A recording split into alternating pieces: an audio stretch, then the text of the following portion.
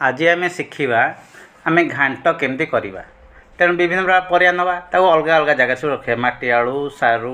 समस्त अलग अलग जगह रखा भंडा समस्त को सामान परिमाण में काटा गोटे कप मान रखा कप्र गोटे परिमाण में समस्त को आम काटा काटिकी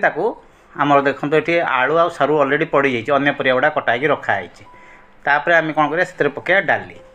डाली पर से पकड़ा मुग मुग पकड़ा मुग पकई सारापर तापर आम ताकू अपेक्षा करवा से फुटुची जीरा लंका आमर